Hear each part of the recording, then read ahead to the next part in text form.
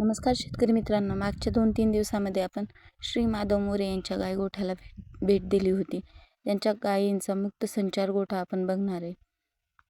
या मुक्त गोठ्यामध्ये नियोजन कसं असतं आणि त्यासाठी आपण कोणकोणत्या गोष्टींची काळजी घेतली पाहिजे, मुक्त गायगोठ्याचे फायदे काय असतात आणि तोटे काय असतात, ते आपण सविस्तरपणे आजच्या या व्हिडिओमध्ये बघणार आहे. त्यासाठी व्हिडिओ स्किप न करता शेवटपर्यंत बघा. आपल्या चॅनलला नवीन पहिल्यांदाच आला असाल तर सबस्क्राईब करा आणि व्हिडिओला लाईक करा. जास्तीत जास्त शेतकऱ्यांपर्यंत शेअर करा. तसंच तुम्हाला या गायगोठ्याबद्दल काय वाटेल तर कमेंटमध्ये जरूर कळवा.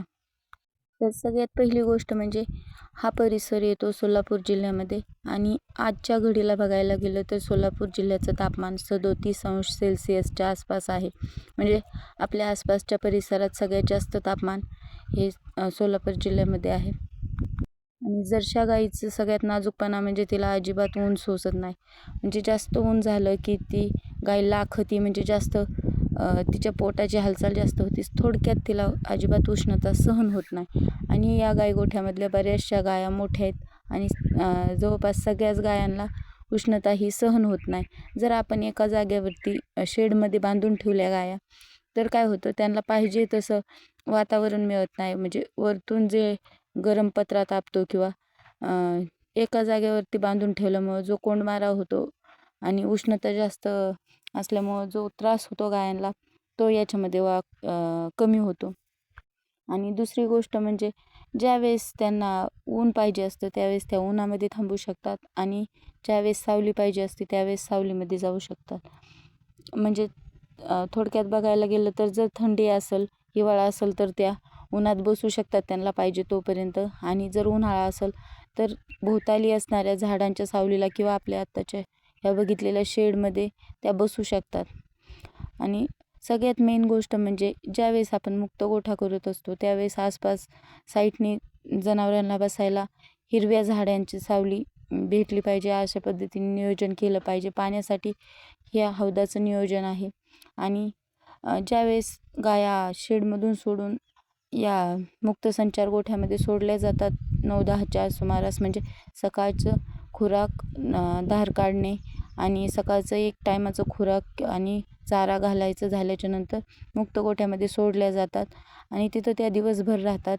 आणि संध्याकाळी 4 वाजता पुन्हा त्यांना शेडमध्ये बांधलं जातं धार काढण्यासाठी. सगळ्यात महत्त्वाची गोष्ट म्हणजे याच्यामध्ये जनावरांना जे संस्कार म्हणतो आपण, वळण जे असतं ते चांगलं लागणं गरजेचं असतं. म्हणजे जर आपण 2 जरी गाय असत्या आणि चुकून एखादी सुटली तर ती लगेच दुसरीला मारते.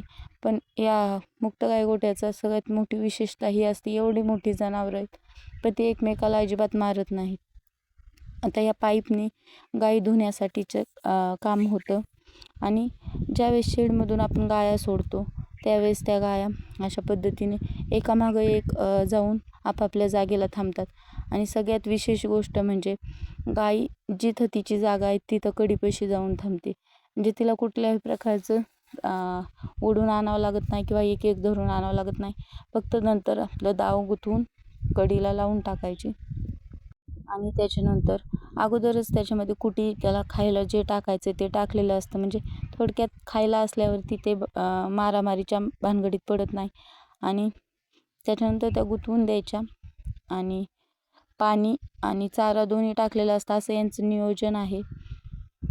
त्याचबरोबर याच्यानंतर ते धार काढून घेतात आणि तेवढ्या अर्ध्या 1 तासामध्ये जेवढं शेण पडन ते शेण गाड्याच्या मदतीने बाहेर टाकतात. आणि त्याच्यानंतर तो गोठा साफ करून घेतात. परत दुपारच्या सुट्टीमध्ये गोठा पूर्ण क्लीन केलेला आहे, त्याच्यामध्ये मॅट पण आहे. आणि सगळ्यात मोठी गोष्ट, जनावरांना सगळ्या माणसांची सवय येते, अजिबात लहान मुलंसुद्धा यांचं काम करू शकतात बऱ्यापैकी. तर उन्हाळ्याच्या दिवसामध्ये गायांच्या शरीराचं तापमान कमी करण्यासाठी आपण अशा पद्धतीचं नियोजन करू शकतो. म्हणजे सुरुवातीला शेडमध्ये गाया, त्याच्यानंतर गाया परत मुक्त गोठ्यामध्ये सोडून शेड पूर्ण क्लीन केलं जातं, पूर्ण धुवून घेतलं जातं पाण्याच्या साहाय्याने पाईपच्या मदतीने. आणि नंतर फक्त गायीच्या अंगावरती पाणी मारून दुपारच्या सुट्टीमध्ये त्यांना थंड केलं जातं. त्याने काय होतं, शरीराचं तापमान कमी राहिल्यामुळं उन्हाळ्याच्या दिवसामध्ये दुधालासुद्धा बऱ्यापैकी फरक पडतो. उन्हामुळं दूध कमी येतं उन्हाळ्याच्या दिवसामध्ये. सोबतच त्यांच्या खाण्यापिण्याचं सुद्धा नियोजन व्यवस्थित राहतं. पाणी योग्य वेळेवरती मिळतं, कारण मुक्त संचार गोठ्यामध्ये पाण्याची व्यवस्था असते. सोबतच सगळ्यात मोठी गोष्ट म्हणजे जनावरांना येणारी गोचिडासाठी जर मुक्त गाई गोठ्यामध्ये जनावरं असतील तर गोचिडांचं प्रमाण थोडंसं कमी राहतं. आणि दुसरी गोष्ट म्हणजे जे आपल्याला रोजच्या रोज साफसफाई करावी लागते शेणाची, ती करायची गरज नाही पडत. सोबतच त्या शेणामध्ये गोमूत्रसुद्धा मिसळलं जातं, त्यामुळं ते लवकर कुजतं आणि चांगल्या प्रकारचं शेणखत हे मुक्त गाई गोठ्यामधून मिळतं.